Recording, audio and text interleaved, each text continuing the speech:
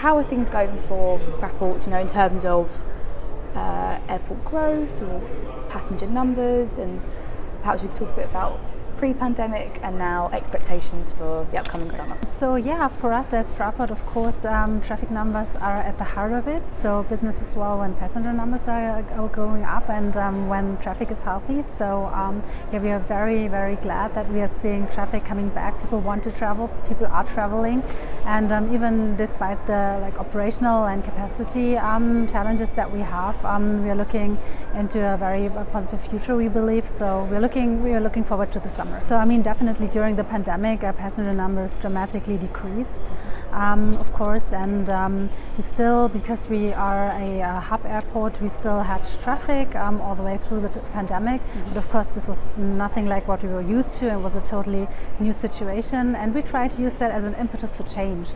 And for us, that was really the most important thing to focus on at this point. Absolutely. So how did the pandemic accelerate digitalization? So first and foremost, when everything shut down, when traffic numbers decreased so much, we really used that to take a step back, to really calm down at this point and try to find a strategic approach to digitalization. And I think there are two things. The one thing is that it was really a demand side thing. So people wanted to feel safety and security supported by digital measures, wanted to have their travel managed by digital measures, but then also because everything else was slowing down so much, we had the chance to actually think about digitalization in terms of our operations and how can we use that to improve our processes. Absolutely. And how does digitalisation play a role in the airport or passenger experience? Very good question. So digitalization serves those two purposes of supporting the passenger journey, giving better customer experience, and on the other hand, supporting our operations. So when we look at the passenger side, this might be things like a more seamless passenger journey, things like biometrics, things like queue management, passenger flow management, which help us to avoid friction and queuing for passengers and make the whole experience much more comfortable. And on the other hand, when we look at our operations, digitalization helps us get processes done faster, get things to be more traceable, work with data, work with artificial intelligence to track things, for example, on the apron. So there are many, many ways to use digitalization to our advantage. And what is Fraport's approach to challenges that you face? So a bit about maybe digital strategy and approach to digital transformation. So I would like to apply that question a bit to digitalization itself. So the approach that we are using is when we set up our digitalization strategy, we said we have core objectives we need to achieve, and the main thing is it needs to aid our competitiveness. So we launched a digital factory, which is a team like an in-house supporting unit for our business units. And it's supposed to solve operational challenges. So the business unit will come up with a challenge, and the digital factory will launch a project to meet that challenge with a digital solution. And that has been our path in the last 18 months. And so far it has provided some really sustainable success. And what kinds of challenges do you want to solve within your digital factory? It's a very broad variety of challenges that we're facing with our digital factories. So it can be data-driven projects, things like a yield pricing solution or something that helps us predict our passenger numbers under certain conditions. Or it could be something like an AI-driven thing, like we want to track objects on the apron. It can sometimes also be something that is very hardware-focused. So we established a solution that is basically a license plate recognition solution, and we use that at different gates at our airport, and we now see the opportunity to roll that out across the airport at various gates. Sounds very exciting. So what are your top priorities for the second half of this year? What's the long-term vision?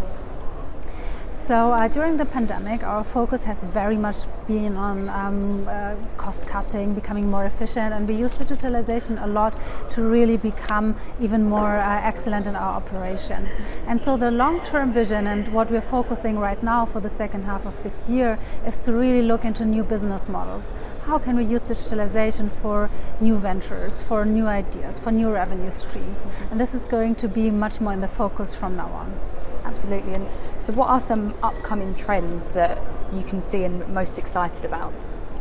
Yeah, when we look at trends, I think there are various things that are going on right now. I think what is definitely always very interesting is everything that has to do with tracking passengers, tracking passenger flows to avoid queues, to avoid frustration on the passenger side. I think this is something we need to solve. But then also when we look at the apron, there are so many processes that still involve a lot of manual support, and to look into how can we use artificial intelligence to actually get better at this and to bring it to the next level. And are you experiencing many queues at the airport, or not so much? Right now passenger numbers are really peaking and on various times of the day. So we are seeing queues definitely in the mornings, during lunchtime sometimes, and so how and when the passengers arrive isn't evenly spread throughout the day. Absolutely. So, and what type of passenger are you seeing at the moment? Has there been a change in the type of passenger?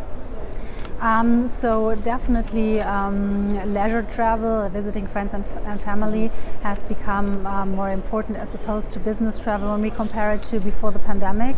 And so this is definitely a change that we've been seeing. And what do airports need to do to secure their place in the future? So I think one very, very important thing is airports need to embrace an innovative mindset and innovation culture. And by that, I don't just mean having new ideas, but establishing a process to actually incorporate new ideas into projects, into the development of processes. And that means to get an open innovation. That can mean looking at your ecosystem and working with startups, bringing the ecosystem ideas into your company, but it can also mean that you have to work on your culture, that you learn how to pilot projects, that you learn how to deal with failure, how to work with lessons learned. And I think those two things are something that airports really will have to wrap their head around in the next few months and years.